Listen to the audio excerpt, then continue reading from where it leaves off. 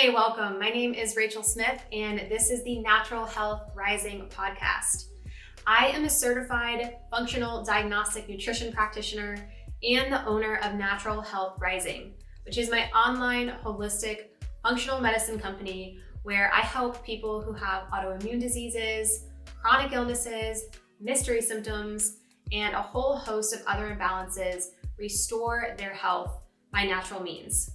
On this podcast, you're going to hear conversations between myself and other health experts on functional medicine and general holistic health. My goal is to provide you with the tools you need in order to help you rise to your healthiest and happiest self. So on this episode, I have Hannah with me, who is a licensed functional medicine PA who specializes in hormones, gut health, and advanced biomarker protocols. She has advanced training certifications in nutrigenomics, hormones, toxin exposure, longevity medicine, positive psychology, sleep science, and gut health from the American Academy of Anti-Aging Medicine and Institute of Functional Medicine. She is the founder of Healthy with Hannah, a boutique health and wellness company where she works privately with clients through customized health plans that incorporate advanced testing and lifestyle medicine. She is also an active member of YPO, an exclusive global leadership community of chief executives united by the shared belief that the world requires better leaders. Welcome to the show, Hannah. Thank you, Rachel. I am pumped to be here with you. Yeah, I'm happy to have you. So you're located in Tampa, correct? And you see clients all over the US as well as in Tampa Bay? Yeah, so we are in Tampa, St. Petersburg area, and our office is under construction. So hopefully by, fall or winter of 2023 this year, we're going to open up doors here. But for now, we're doing virtual visits, and then I am able to see a select group of clients out of Florida as well, which has been really nice for people. Awesome. So who are the typical people that come see you guys? I would say I have two core groups coming to see me. One is females, ranging, 30 to 45-ish, where they're really getting interested in their hormone health. And maybe they have not had that tested in the past or don't really have a lot of education around it. And they're seeking, to really learn about themselves and learn if what they're experiencing is normal. So a lot of clients come seeking that. And then the other subset I really focus on is really healthy individuals that are interested in prevention.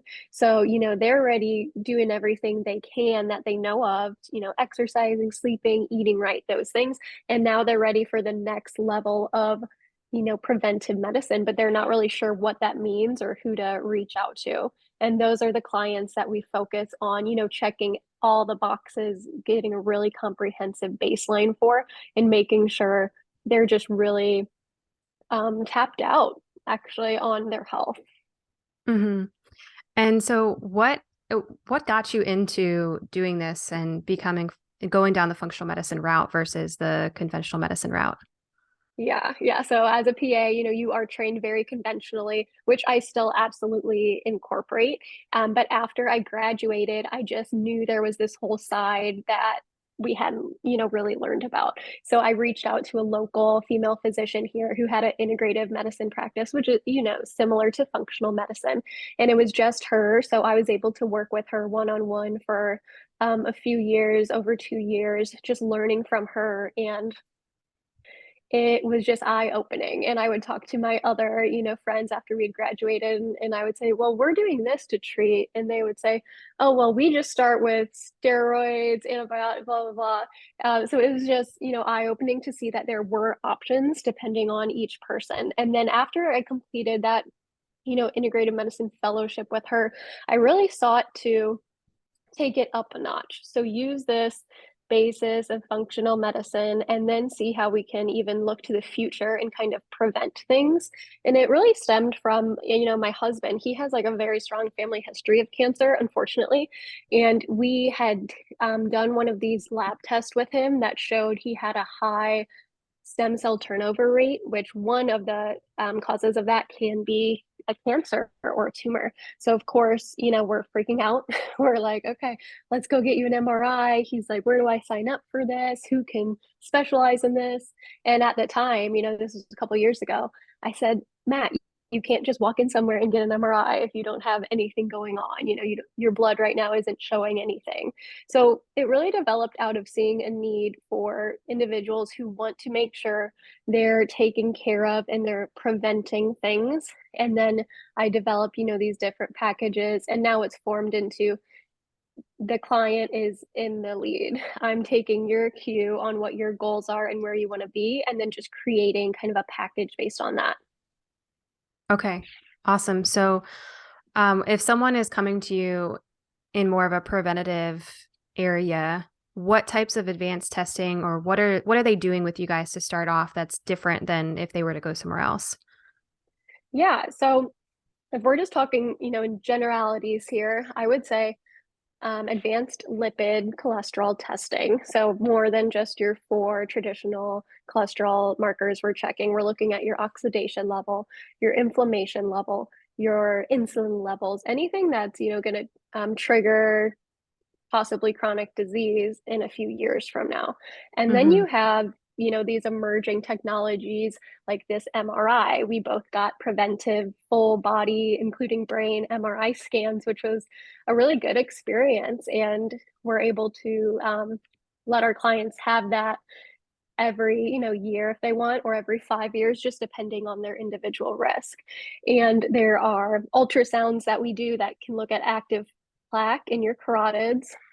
So really being mindful of, the main killers, if you will, with chronic disease, heart attacks, cancers, diabetes, and making sure we're looking ahead. Or even, maybe your glucose is a little high, but don't worry about it. I'm keeping tabs on it, and I'm making sure this isn't going to develop into something that we need to worry about down the line. Okay. You mentioned cholesterol and like advanced lipid testing. So I love you to talk a little bit more about why is it important to do advanced lipid cholesterol testing, and also when should people actually worry about cholesterol? Because I think some people freak out sooner than they need to a lot of times. Sure. Yeah, that's a good point. So 2 questions there. Which one do you want me to do first? Start with the lipid testing, like the advanced part. You can start there. Okay, so what are we looking at there? Why is it important to go a step further? It's important for a few reasons. One, because you're looking at these and your provider's determining if you're going to get on a prescription or not. So that is a big decision with your health. And a lot of the times with statins, the cholesterol meds, you're on there for life. And that's okay for some people, but some people want to say, do I have other options? And by checking these in-depth panels where we're looking at, your particle size, your inflammation levels, your oxidation, your plaque activity remodeling, we can see if, okay, yes, you are a good candidate for a statin, or you know what, I think we can try this supplement or this exercise or this diet and retest and see if that worked. And then maybe we don't have to take that prescription.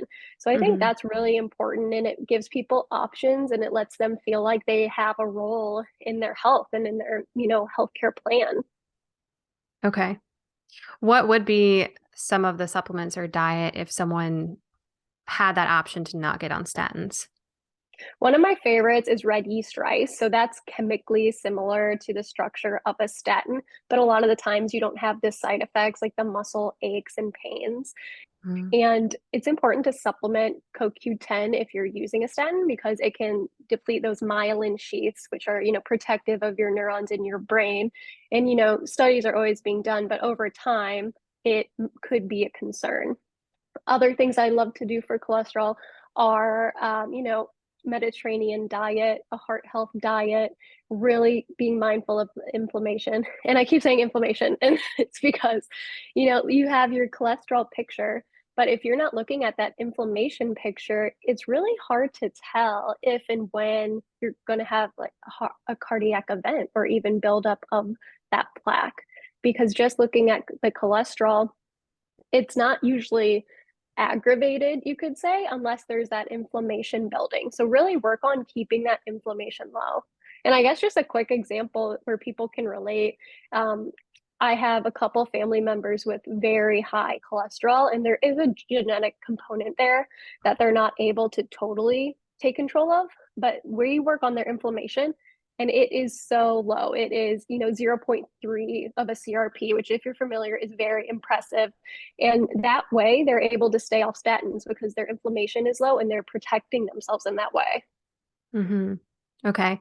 So how does someone reduce inflammation? What are some of the key components, whether that's diet or lifestyle wise? Yeah. And that is the part that's so holistic, and it can be so, unique to each person. But the obvious ones are you sleeping? Are you exercising? And are you exercising in a way that's not contributing to the inflammation?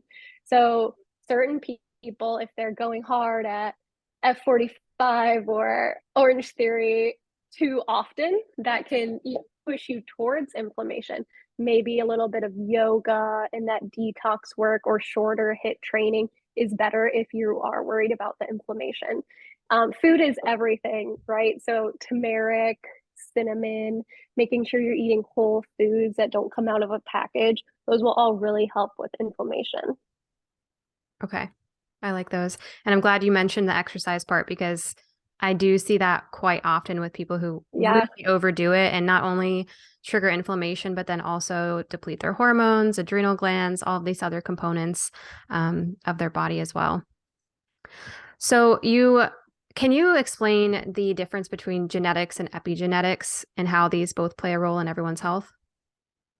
Yeah, I feel like genetics has been, the hot term for most of my lifetime. And when they sequenced the genome, they thought they were going to find exactly where diseases came from and we could tweak those. But what science is more pointing towards now is that your epigenetics, how your genes are expressing themselves, how they're turning on and off from your lifestyle, is really what impacts how you're expressing the genes. And what that means is like diabetes. Maybe I have a high family history of this, and it's likely I could get it. But if I'm feeding my genes the right information, so the right food, the right exercise to cater to that diabetic risk, I could turn it off. And that is super exciting to me. Are you familiar with, genes on and off? Oh, absolutely. Yeah. Yeah. That I talk about this a lot with autoimmune Yes. diseases because that's what Yeah. I deal with a lot. And um, just show people the power of like, yes, you can get this, but then you can also put it into remission and almost turning that dial all the way down, right? But you can prevent it, like you're talking about with people, you're Mhm. showing them how to prevent these things. And so if you get ahead of it, then you have that chance to not even turn that switch on. Yeah. Yeah, it helps you see, you don't necessarily have to be a victim of this, and you have a little bit of control here. And I think that's really powerful for people. Mm-hmm. Yeah. I think of it like, um, let's say you have a little kid and they're the sweetest little kid in the world. They're so good. But if they start hanging out with the really bad kids in school who like, I don't know, do drugs and bad things, Yeah, yeah. that has a strong influence over that child. And that child could very well likely, although maybe they were raised in a really great home, all of a sudden start doing bad things, bad activities, just because of the environment. And so that's like the same thing. If we start choosing more inflammatory foods, if we're not working out, if we have toxins in our environment, like all of those things are going to Hmm. impact our way that we're flipping on and off that switch. So can you go through some things that would turn on a switch of going down a path of disease, or like how do people navigate that part if they say, well, I have a history of heart disease or Hmm. autoimmunity or something, like what should they start doing about that? Hmm. Know that your genes are currently favoring the disease. And that means that you have to work a little harder than someone who doesn't have a risk for that. So, and that can get frustrating. You see your friend eating carbs and, tons of red meat and other things that can contribute to heart disease. But for you, it matters more. So you need to really dial in on what the family history is, and like you said, a lot of autoimmune people, what your personal history is. Are you really sensitive to toxins, or even certain foods or fragrances? Or with toxins it's a lot, but finding what genes you're the most worried about with your health, and then specifying what kind of plan we can do to make sure they're turned lower. And that's kind of a general answer, but it really depends on, what we're talking about. And so much of that goes back to nutrition. And I really find that, I develop these really detailed plans for people, a lot of nutritional information. I know you do the same. And then I step back and I look at it and I'm like, this says to eat real food. This is what this says, Hmm. try to eat things that come from the ground, not man made. And if you do that, you're definitely on the right track. Okay, got it. Um, let's kind of switch a little bit into talking about aging, because I know you've studied anti-aging and all this. So is there something people can, like a lab that someone can do to tell how quickly they're aging in relation to their actual health? Yeah, there is. There are lab companies that do that now. I work with one where you can tell your chronological first biologic age. I just did this on myself. I'm waiting for the results back. And it also gives you a little scale of how fast you're aging, which is kind of crazy to look at. And they compare this to thousands and thousands of people your age. So it's really interesting. My husband did it, and him just being a man, he was aging faster than females, because men tend to have that little bit of lower life expectancy. So you can definitely get these tested now. It used to be more known as telomere testing, but Hmm. they have a little bit better grasp on the right calculations and different models to use for it. And then these are long reports I'm getting back. They're about 70 pages long. So it really goes into depth on epigenetics, what genes are turned off right now for you, and is that going to be beneficial to you? Hmm. Okay, what is that test called? It's a True Age. I think it's just called True Age from True Diagnostics. Okay, They're a really, really great company. Yeah. awesome. Um, so what are the main contributors to aging? If someone gets that test result back and they're, say, 10 years older than they should be, what's going on there? We look at lifestyle first. So, are you smoking? Are you drinking? Are you managing your stress? That is becoming such a huge thing. And I'm in A4M, which is an anti-aging medical group, and the conference they just had, one of the highlighted points was how cortisol, your stress hormone, is now being more and more looked at in the longevity space. So the impact your stress has on you is definitely going to make an impact down the road. It even gets into hydration status. Weight is a big factor as well, because having excess weight increases your risk for many different chronic diseases like diabetes. Hmm. Um, and it goes into diet as well, and then gives a little bit of your family history in that too. Okay. So you mentioned stress management. So what are some of your top stress management techniques for people? Mm. I think breathing is really underrated, right? It's free. You can do it anywhere you're at. You can do it when you wake up in the morning, right before you go to bed. And there's a few different techniques. I do the 8-7-4. Breathe in for 8, hold it for 7, release for 4, and then do 4 sets of that. And if you really breathe deep and involve your rib cage with expanding, you can feel it in your fingers. It gives you a little tingly sensation. You're stimulating that vagus nerve as well. So breathing, walking, being outside in nature. They've done studies, sleeping outside reduces your stress levels, walking outside barefoot. If you're in a place where you can go outside in the morning, get natural sunlight on you, and touch nature, you're starting your day off right. Hmm. Absolutely. Yeah, I like that breath pattern that you explained, and I also really love alternate nostril breathing. I don't know, Oh, that's yes. just one of my favorites. It's always has been. I just learned that one in yoga like last week. They randomly did it in my yoga class. I never knew that one. Hmm. Yeah, super relaxing. What about foods? Are there any specific anti-aging foods? Yes, there are a lot. And this is something I give my clients as a handout. I say, put it on your fridge. you need to incorporate these weekly. So let's see how many I can name. Salmon is a huge one. Blueberries is an amazing superfood. Beets, um, mushrooms, shiitake mushrooms, spinach, and the one that I saw you guys talking about on another podcast was organ meats, like Oh liver. yeah. Yes. And everyone freaks out when that you say that. And I'm not gonna lie, I do not eat liver, but I supplement it. Okay. Yeah, everyone who listens to this podcast knows that I consume that because we talk about it a ton on here. Um, Yes. awesome. So mushrooms, yeah, I love those too. And so many Mhm. different medicinal mushrooms that are like anti-cancer and have other benefits as well.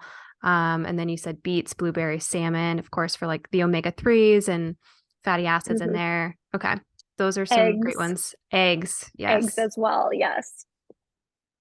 So let's clarify this for people, not just any eggs though, right? What kind of eggs should people be buying?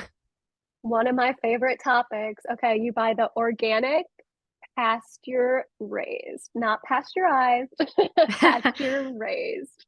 Okay. And, that means they are actually getting to be outside and eating bugs and the natural things they should eat. And it is super confusing on the labels. I mean, cage free sounds to me like it's better, Hmm. but yeah, organic pasture raised. Yep. Yep.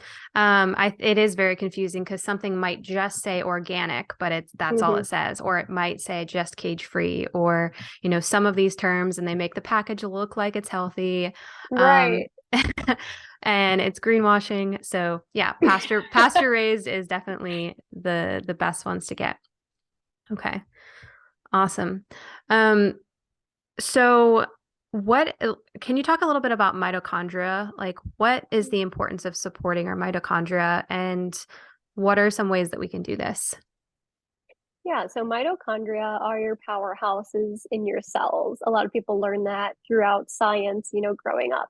And mitochondria are looked at a lot when you're talking about things like NAD and aging and clearing out your dead cells. So things like doing saunas, doing cold plunges, or hopping in a very cold bath kind of shocks the mitochondria.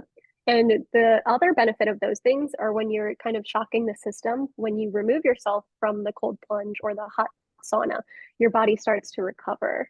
And in that recovery is when you're really clearing out all the dead cells, creating new space, creating better oxygen flow, where your mitochondria are really able to function properly. And why you should care about mitochondria is it is involved in so many disease processes, and it's involved in a lot of the ones that people aren't, let's see, people aren't always very trained in treating, like the fatigue syndromes, where you're just so tired all the time and your thyroid's okay and your vitamin levels are okay and you just don't know what's going on. A lot of those times, mitochondria, it has a part in those.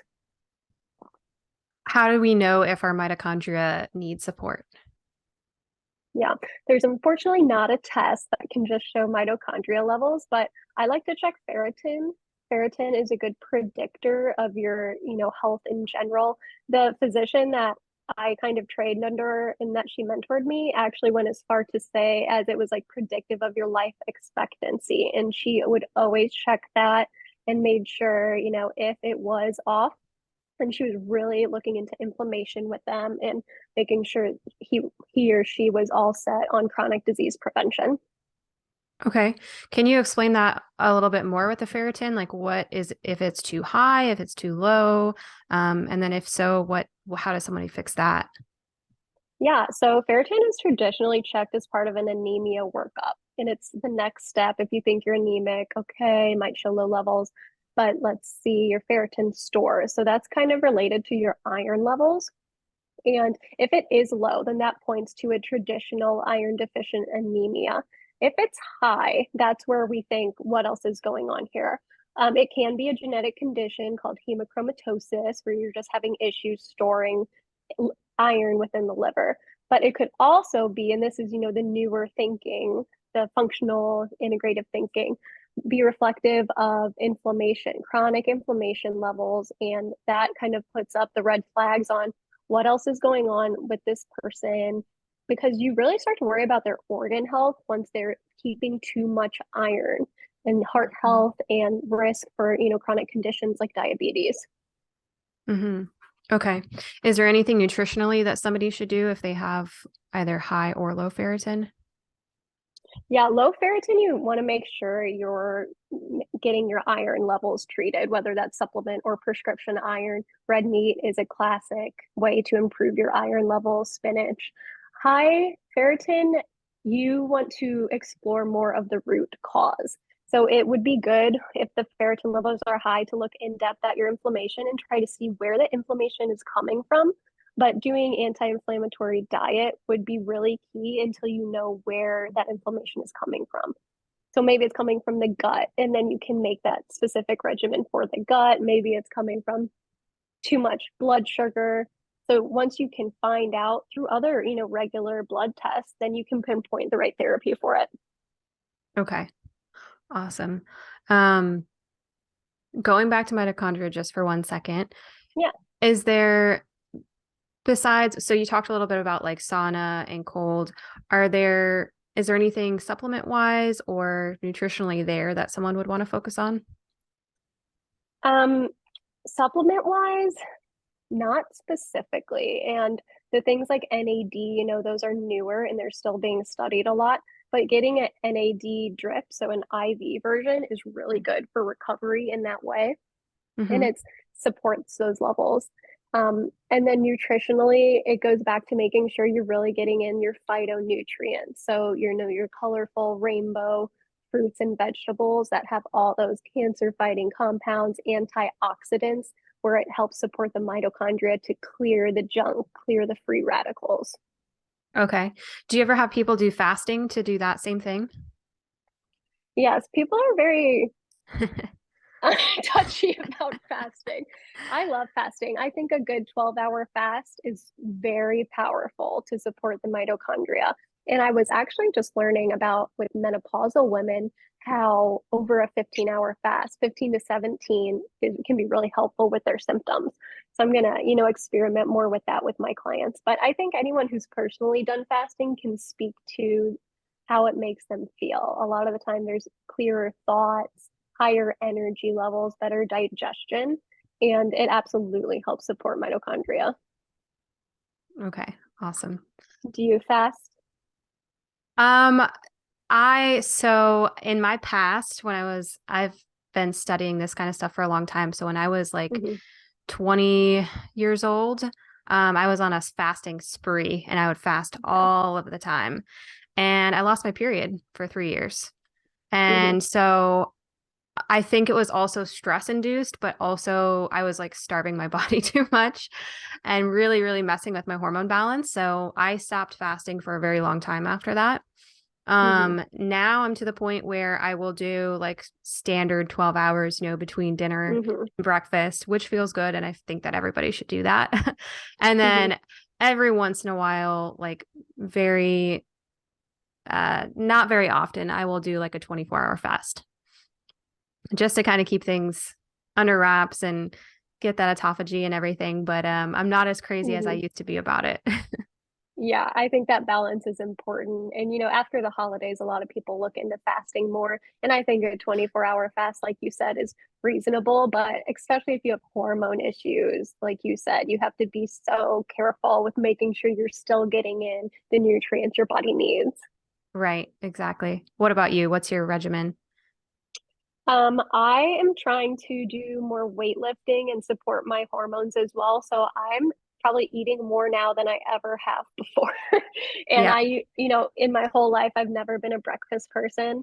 And in the past couple months, I'm trying to, get a smoothie in or whatever I can after. I do a 12-hour fast for sure. Hmm. But yeah, probably earlier morning, I try to start with a healthy fat and some protein. Yep. I'm really big on breakfast for Yeah. hormone health. Yeah, Yes. especially for women. Yes. You know what you're doing then. Um, let's dive into toxins a little bit. Um, where do people start with this? Like, what are some of the, because I know it's a crazy topic. So, what are some Mhm. of the biggest things people need to watch out for? Where do they start? How do we mitigate confusion with this topic? Mhm. Toxins are overwhelming because everyone's exposed to them every single day. And there's so much of it that is not in your control, unfortunately. You know, you go outside, you think you're doing good by playing golf or on a playground, and oh, they sprayed for bugs earlier that morning. You know, it's Yeah. just everywhere.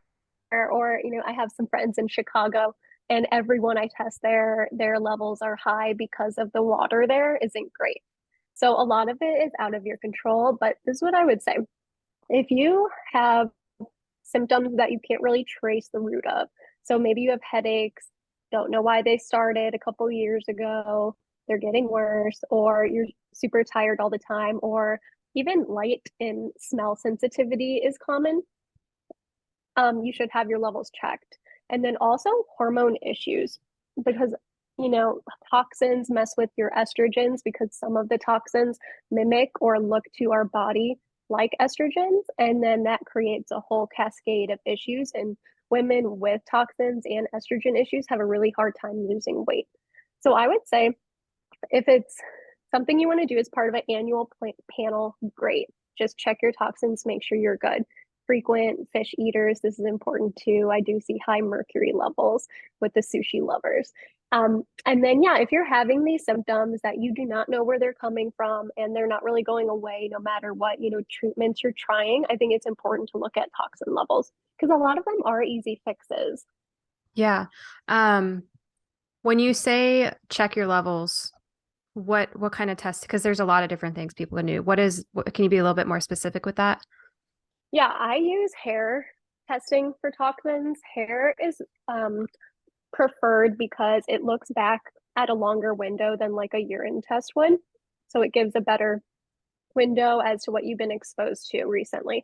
And it also is a good view of what's going on inside your cells. It can look at intracellular levels, which when you take from blood, you're not really looking at. So that's the test I run is a hair toxin level. And then it's good to do probably every year. And then we create a plan depending on what shows up to kind of detox from there. But Okay. it's really easy. I will Yeah. say you have to cut out, you know, a few chunks, Yes. Yeah. but it's non invasive, which is nice. Yeah. Yeah. I do hair testing as well. And I always tell people like, don't worry, you're not going to be Yeah. bald. It's not, it's not that Yeah. bad. Um, I just, I had a girlfriend recently. She did a whole bunch of functional medicine labs, and the Mhm. person did toxin testing, was looking at plastic levels and like the toxins Mhm. from plastics and all that. And at the time, she was drinking from water bottles like all the time. Mhm. Um, and so the doctor said, stop doing that immediately, like stop using plastics. And I think it was like, I don't know if it was like a couple months, 3 months, retested those levels and significantly dropped like almost to nothing. So just that one testimony is so powerful to see like this stuff Yes. is there and it does affect us. And it, like you said, it can be a very easy fix of just like identifying that thing in Mhm. the environment and putting in an air filter, a water filter, stopping using plastics, like anything Yes. like that to adjust to what our body is bringing in. Yeah, I have a similar story of it was like one of my old patients, and it was a guy, which was interesting. He was having weird hormone tests, and a young guy, very healthy, worked out, ate well, and his test kept coming back off. And then we figured out that he had been eating prepackaged healthy meals in little containers. And so every day, and this Oh, was like around COVID time. So, you know, this is what he was eating all the time, 3 times a day. Just popped up the lid, put it in the microwave, and he stopped and it stopped. So it is, yeah, eye opening. oh wow, that's a really great story because I think um, most people don't think of that. They want that convenience food, and even if it is from a healthy place, and if they're doing that all the time, then I mean, I guess an alternative could be like taking it out of the package.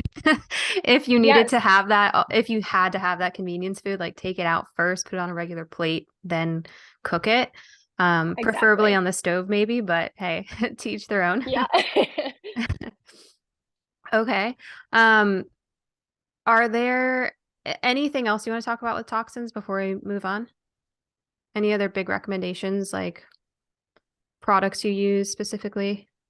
I think a good product to use just to throw it in, if you have a daily greens powder or something you drink on the regular, liquid chlorophyll. It's good for your liver, and your liver is your detox center. So it just helps aid that process. I throw that in every morning on my little Beets green powder drink. Nice. I like that tip. Okay. Um, so you work with hormones a lot. That's some of like the major people that you see.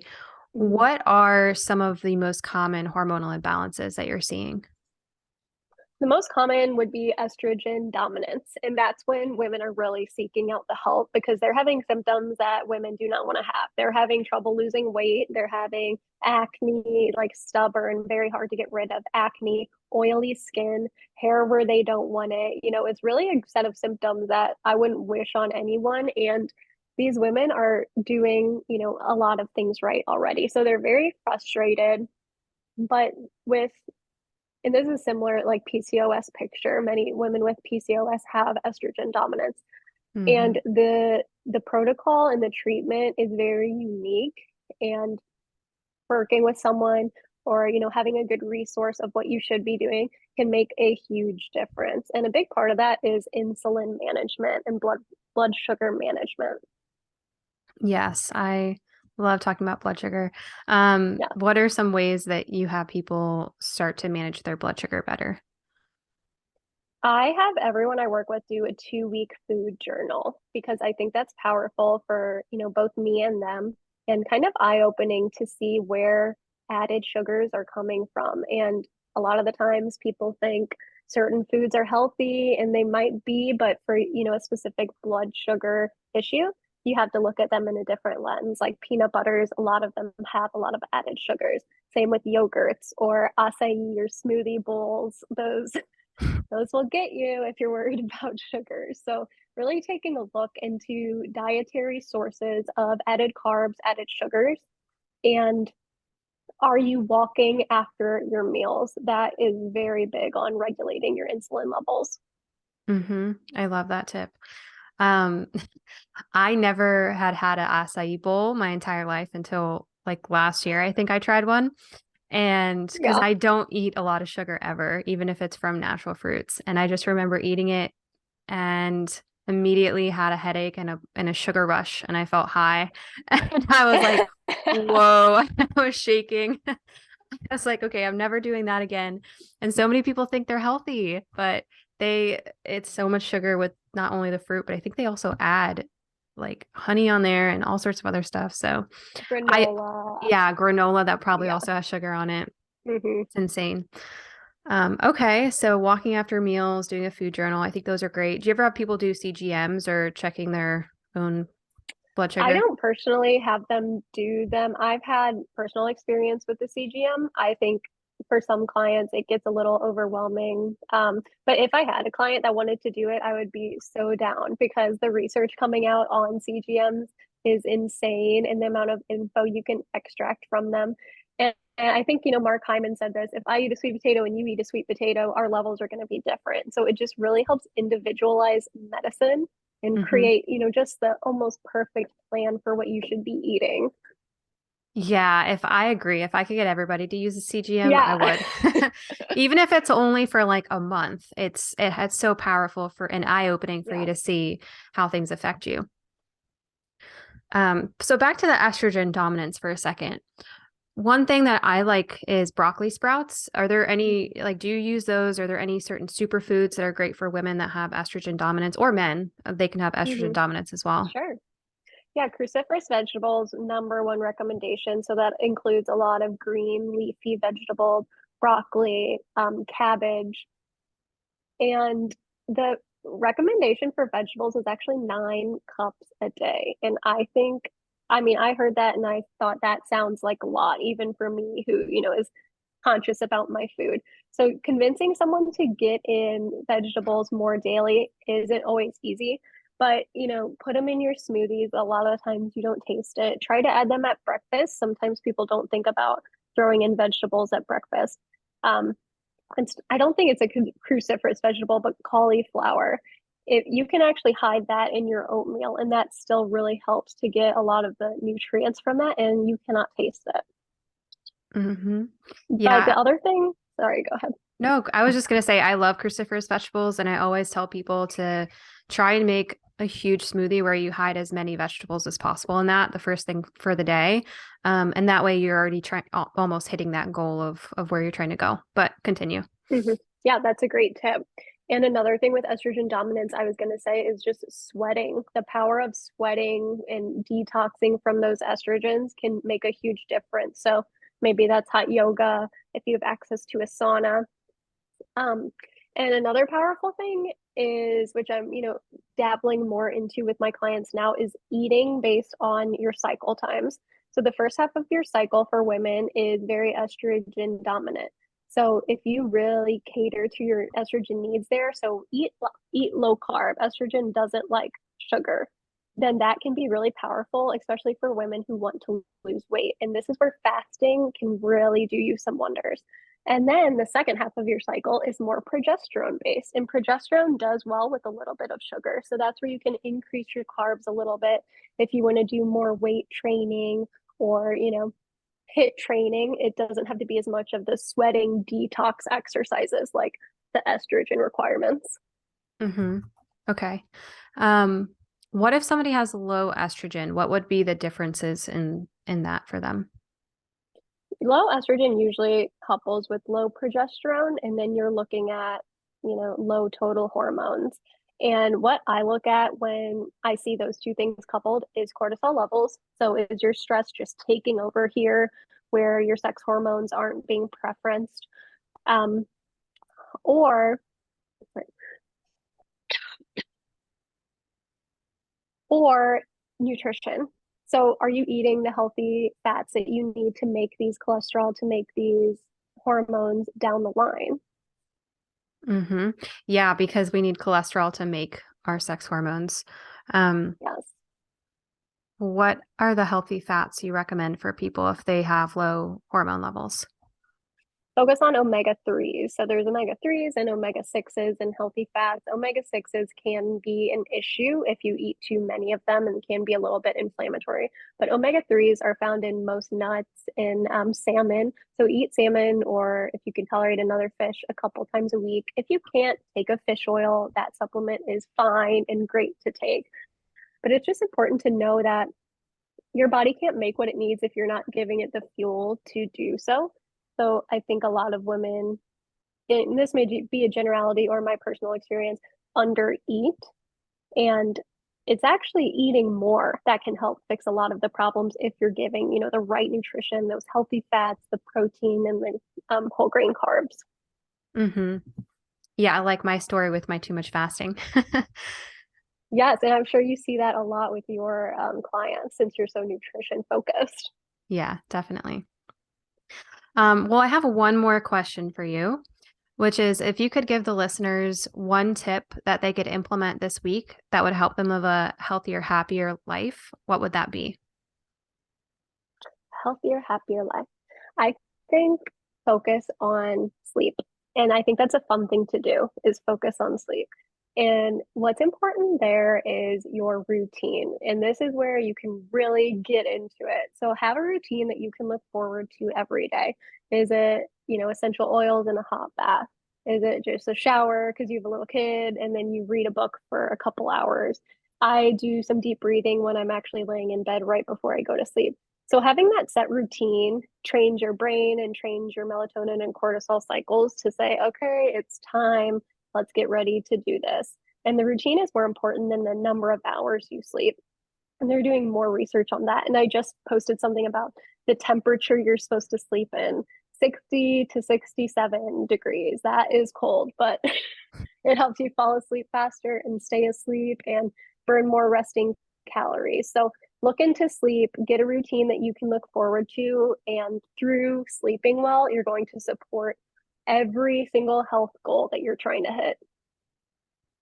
That is such a good tip. And a lot of times I put sleep pretty close up next to nutrition or even sometimes above it. So if Yeah. you're not sleeping, you're not healing, you're not making your hormones properly or anything else. So yeah, love that.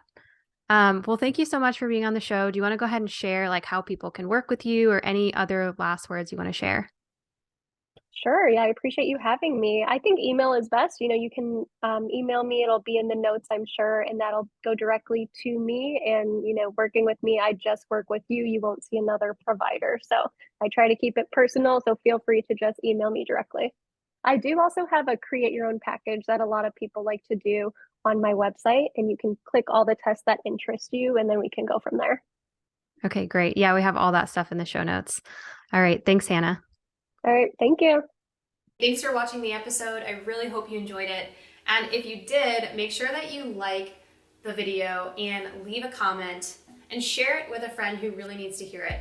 Because when you share this information, you're also going to help other people level up their health. And if you or somebody else you know wants to work on their health and they're looking for a functional medicine practitioner, feel free to reach out to me to apply to work together. Thanks for watching, and keep striving to become your healthiest, happiest self.